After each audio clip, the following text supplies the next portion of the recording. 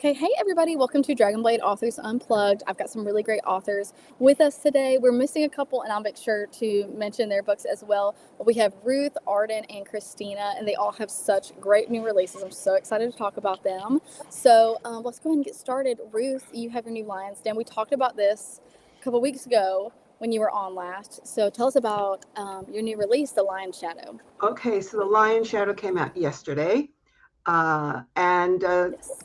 it's a quieter historical romance.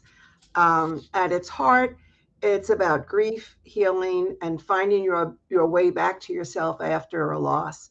I took a character from my prior Lion's Den book, The Lion's Alliance. I took Marcus Wolfton, who it was a triangle thing, and he did not get the girl. But he went off and got married, and he's coming back in this story. His wife has passed on, and he's with his young son. And he is not the man that he used to be. He used to be able to walk across the marketplace, and heads would turn. And he wasn't a self-conscious man. It wasn't. It was just his charisma, and women would pant as he passed by, and even men enjoyed him. He had a way about him that was not threatening. He was just a very likable man. He was a Viscount, and he also played the piano very well. And people would invite him to their soirees, to their dinner parties, and he would just go to the piano and play for them, and they really enjoyed it. So now we have him coming back, and he by the beginning of the story, he feels separated from everything. He feels like he's looking through life through a glass, a pane of glass. And this story is a journey of how does he come back to being himself. Right now, his whole life is wrapped around his son. His son would play the piano with him, and his son has become almost a mute. He just doesn't talk, doesn't play the piano, doesn't do anything. And the boy is quite young, so he's concerned. So one of his good friends is Bessie Dove Lion, and he contacts her, and she says, I have someone who teaches piano teacher, and I think that she can help Henry, the boy, a little bit. You just need to get back into life. So and then stuff happens, as it does in a book. What I loved about Marcus's journey is that he doesn't come back to be Wolf, which is what everybody called him, because he's come back as a tempered man. He's come back stronger, steadier, and better than before. And it's all because of Lila. And Lila has accepted him for who he is and what he is. All she wanted to do was give him a way to express himself and give Henry a way to express himself. And they did it through music. So all in all, that is the story. It's a story where there's warmth and hope despite the grief. There's a touch of danger and mystery. And what brings Wolf back is when Lila is threatened. It's a romance with a emotionally intimate, but behind a closed door. And readers who enjoy emotional journeys will connect with it. I've been especially touched by the response of the readers. They've described the book as hopeful, emotionally healing, which means a lot to me because that was the heart of the story that I was trying to tell. Yeah. And the book has reached number 3 in the Gilded Age historic romance category this week. And that's incredibly exciting. and very humbling. Yeah. So That's amazing. I have, I have to say, I love how character driven you are and character driven your stories are. Because, I mean, we read so many books that are very plot forward, and I love a plot forward book, but every now and then it's so nice to speak to an author, especially who knows their characters the way you do, the way you talk about them as if they're right in the room with you. It's just so beautiful. I love that. And especially as a writer myself, it's very encouraging to remember to know your characters and how sweet it is, and how that's part of the fun is us getting to like know these people that we're creating and how would they react in certain situations. And I love all of our books. They're so good, but it's such a breath of fresh air sometimes to think about how your characters would react and what would they do in this situation. And as a reader, when you take that in, it's it's just so clear that sometimes authors know their characters so well, and you're kind of learning who they are and what the author was thinking as they're writing it and all. So, such a good story, and I'm so glad you wrote him a book. I'm so glad he got one. Thank you so much. I really appreciate that comment. There's Stephen King tells the story about how he was coming down the stairs and he's arguing, and his wife is saying, "Who are you arguing with?" And he names his character. So let me tell you a quick story. It's actually somewhere on my website. I was on my way to a New Jersey romance writers meeting. I'm up in the northern part of New Jersey, up near the George Washington Bridge, and it's about a 40-minute drive down the turnpike. And I was a little late, and I was speeding. I will admit it. I got pulled over, and the policeman said, "Why were you speeding?" And for a moment, I sat there and said, if I tell him the truth, he's going to think I'm crazy. I said, I'll tell him the truth. I said, I'm a writer, and I was yelling at my hero because he's not doing the right thing. He's not helping me. So I love that so much. So he looks at the seat next to me. It's empty. And he said, "So what do you write?" And I told him. He said, would my wife know you? I said, I could only hope. It was in my early days of writing. And he gave me a warning.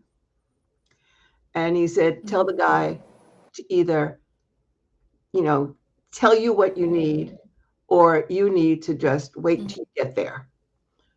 So we're going to fast forward about 5-6 months. And my husband, the whole family is here. I have 3 grown children, and the whole family is here for dinner. And my husband comes up from the car with the warning. And he said, you never told me that you were stopped. Do you want to explain it? Now. Do you want to tell him the truth? Or do I just think, I was speeding, I got caught, blah, blah, blah. I told him the truth. So talking to my characters is basically my I get a lot of feedback from them even. I mean, I'm sure that you, all of you, as you write, my characters talk back to me. They'll say, I wouldn't say that. Yeah. Don't make me go there. But I think that's the best part of writing. It's the creative part. So thank you for your accolade. That was very sweet of you. Yeah, absolutely. It's always such a pleasure, because every Dragonblade author I've talked to, I've only done this a few times. Evelyn usually does it, but every time I do this and I get to talk to a Dragonblade author, I've never met one that's not passionate about what they do. Every single, you can hear it in their voice and in the way they talk about their characters, the way they talk about their books, and it's so relieving and like such a breath of fresh air. Like I said, like just such a sweet place to be in, to hear authors talk about how much they love these characters, or how annoying these characters are, or how frustrating they were to get to the place, or why are they not listening to me. It is just so fun because they're your people, they're your characters, and it's so funny because as a reader you wouldn't believe it, but as an author your characters do go wild sometimes, and you have to reel them back in, or you have to follow them there. You never know, but I love that, Ruth, and I'm so excited for The Lion's Shadow to be on Kindle Unlimited now and everything, for everybody to read it, because it's such a good addition to the Lion's Den series as a whole. Such a good series as a whole, but this book is really, really good. So I'm so Thank you excited so about much. I didn't pay her to it. say Yeah, that. absolutely.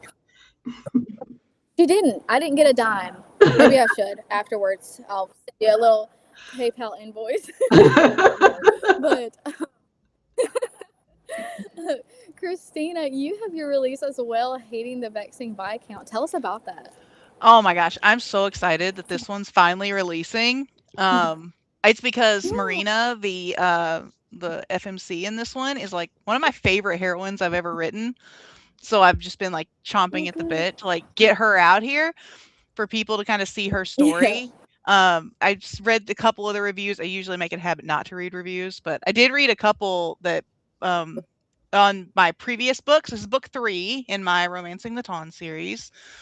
And people were like, Marina seems a little mean, or like, because how they were reading her, and I'm like, oh, y'all just wait. My girl is jaded, and you're about to figure out why, and it's going to be so much fun. I can't wait.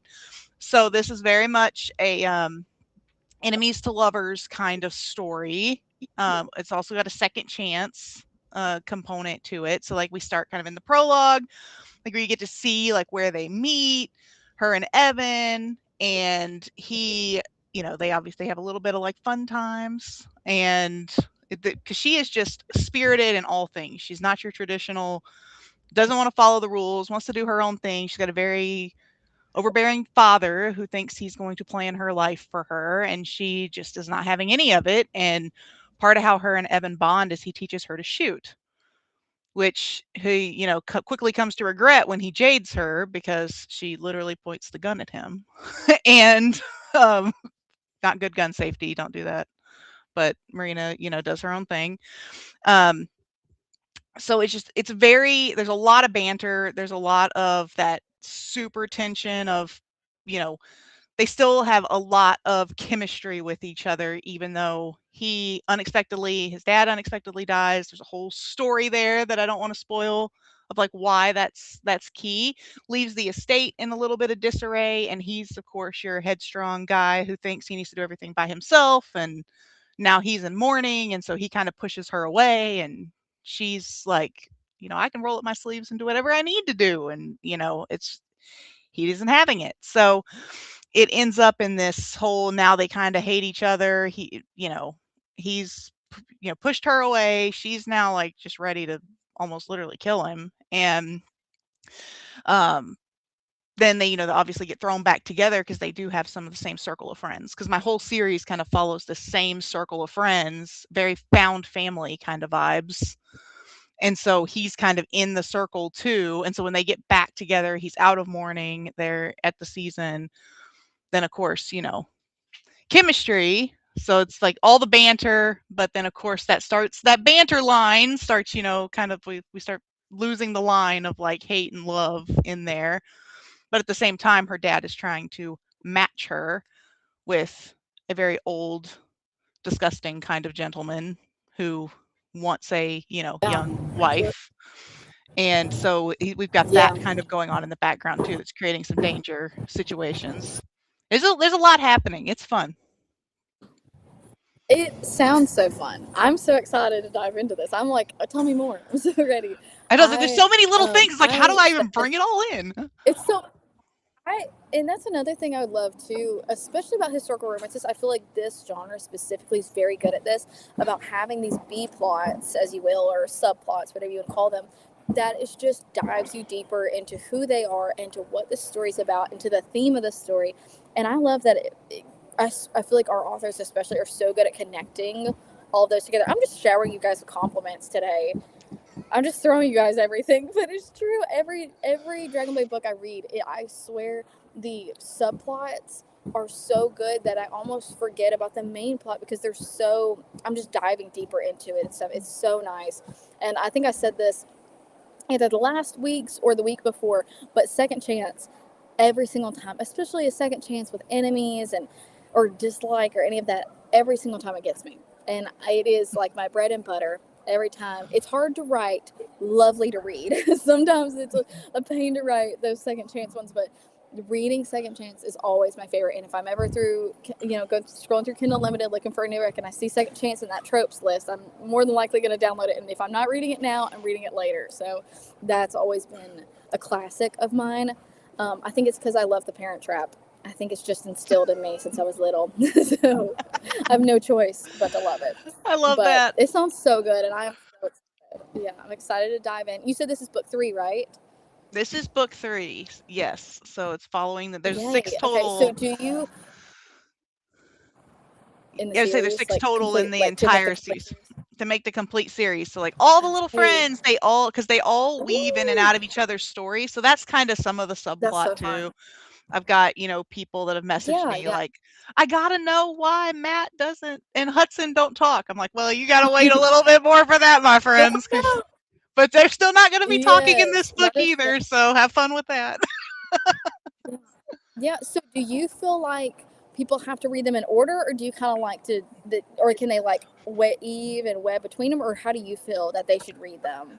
I mean, I wrote them in the order that they're releasing. Actually, that's not completely true. I actually wrote the book 1 was like 4th, and when I wrote them all, I think they can be read in any order. I think timeline they happen in the order that they release, but I intentionally wrote them to be standalones so that you can kind of jump in and you're not really missing anything. It'll catch you up, and That's so if fun. you like all the little details and you like all the little like quirks for each of the characters, then it's like read them all, because then you'll kind of get to see they are all in each other's stories, which is super fun. Yeah, that's so fun. I love a series that kind of eaves and flows with each other. The characters kind of know each other. You see them in side characters in the background, or you see little tiny, again, subplots that kind of weave into each other. It's really, really fun as a reader to remember being like, I remember this guy from book 1. Oh my goodness, now his story's here. And it's so fun. Again, I love some subplots. So any of that, I eat it up every time. But I'm so excited, Christina, for your new release. We have Hating the Vexing Viscount. Did I say that right? Vexing Viscount. You did. Viscount. I say Viscount. I'm. If you can't tell, I say Viscount, but I know not everybody does. I am from Alabama. If you can't hear it, and I will find myself being like, "Is this an Alabama thing, or is it?" We had a conversation about this yesterday at an author event. We were like, somebody said a meet and 3, and somebody was like, what is a meet and 3? And so we were talking about how where we all are from, it's not, some things are we're so used to saying and other people aren't. So when I hop on these, I'm always like, am I saying this right? Because in my head it's how it sounds, but you never know. So if I say something wrong, you guys just like point your finger up and be like, actually, Jelena, your Alabama's showing that's wrong. I grew up in Arkansas, and I get know. that all the time where people are, and I like to think I don't have an accent anymore, but I get told that is not true. And when I moved up here to Maine, that's like the first thing that everybody said to me. They're like, oh, you're from the South. And I'm like, I haven't lived in Arkansas since I was 18. I thought I lost that, but apparently not. But I do have words that like very much are like, well, my husband will do that. Well, your Arkansas is showing, because I'll say things. I'll be like, halving. We're gonna halving to do something, and he's like, what are you saying? Like, that's normal. That's what you say. All that.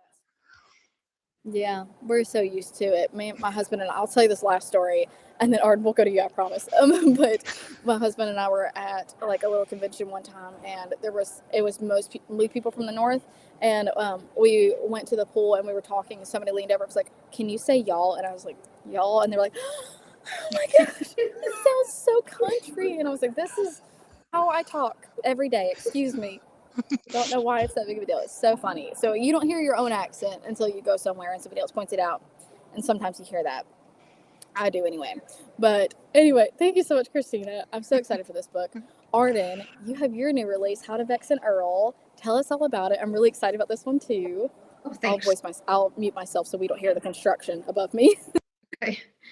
So this is How to Vex an Earl is book 2 out of 3 from the Honeyfield Hearts series.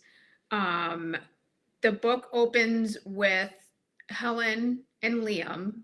They're a little bit younger, but they're still adults. And Helen is betrothed, and she does not want to be. So she goes to her brother and she says, everyone wants to announce this today, her fiance and her parents. And she's like, but I don't want to do this. What do I do? Because they're they're all gathering together. It's going to happen. She's panicking. I need to get out of this as fast as possible. So he's like, all right, I have an idea. Basically, long story short, he goes to Liam, who is the hero of the story, and he says, hey, my sister wants to talk to you. Can you go see what she wants? Liam is obsessed with Helen, and poor Liam is not a nice looking man, and Helen is beautiful. So he's like, all right. So he goes over there, and the plan is that she's going to be caught in his embrace. But the suggestion from her brother was just an embrace, that's it. But they actually end up kissing. And her parents see it, and the fiance sees it, and everyone, you know, it just kind of like blows out of proportion, and there's all this drama. Anyway, it gets the results she wants, which is all she cares about in the end. Liam, meanwhile, is furious. He realized he was used, and that makes him feel terrible. So he's like, I'm going to get my revenge one day. And she's like, oh. And then we skip forward a couple of years, and Liam is now fully grown into himself. He's had his glow up. You know, he was an ugly duckling, but now he's a very attractive man. But he's got a chip on his shoulder because his father had a problem with Liam, because Liam did not like the typical masculine activities that his dad did. Hunting, he didn't like hunting. He's an animal lover. He's a vegetarian, as we find out in the book. He doesn't like the typical sport. Actually, he likes the ballet. He likes the theater. He likes dancing himself. So he was always kind of an outcast in his own family. And then with everybody else, they just saw him as kind of this strange guy. Well, Yeah. he thinks to himself, he's like, all right, how do I get revenge on everybody? And one of his friends, who is not an aristocrat, but he's actually a factory owner, he says, well, I know this guy selling a factory, and that's Helen's dad. And we learn in book 1 how he gets this failing factory through a bad bet. So he wants to sell it because he doesn't want anything to do with it anymore. So the factory owner's like, I know this guy who's selling a factory. Why don't you buy it? And he's, at first Liam's like, why would I want a factory? But then he thinks about it. He's like, all right, that would be really weird for an earl to own a factory. A lot of people would have an issue with that. It would ruin my finances. It would not be good for reputation. He's like, my father would roll in his grave if he knew about this. So he decides his revenge is by what's the word I'm looking for? Affecting the title. He wants to destroy the title, ruin the reputation of the title. So this is what he does. Well, what ends up happening is Helen is asked by her sister, you know, I've met the women who work at this factory. They're really hard workers, but they've had a bad run. They need to make more money. They need to work less hours. Can you help them? Because I'm off planning a wedding right now, so I can't do it. Can you do it for me? Helen's like, all right.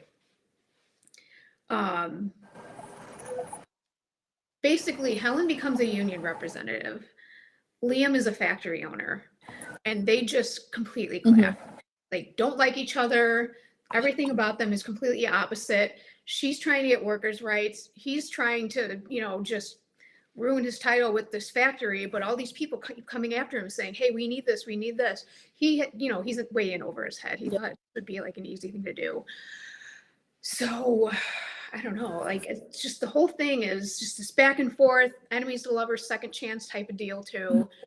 They clash, but they realize as they start kind of working together in a way, things start kind of growing between them. She realizes that she's more than a pretty lady. That's what she's been her whole life. That's all anyone sees her as, is like kind of an object. And she realizes, you know, I'm capable of more. And he realizes I'm capable of more. and they both start to kind of build their confidence with each other, and things blossom, and that whole thing. So that's the gist of it. The long and short of it. It sounds so good. When you were describing him in the beginning as being this like more like ugly duckling style, and then him growing into that's like that trope for either the FMC or the NMC. Every time I eat it up, especially I love that they had that moment in the beginning, and then tying it into, they already have that kind of in between them, and then having on top of that their dislike of he believes one way with the company, she believes the other way, and then them kind of both folding. It reminds me a little bit of not in the beginning part, but the dislike reminds me kind of You've Got Mail with Kathleen Kelly and Joe Fox. I don't know if you guys have watched that movie recently.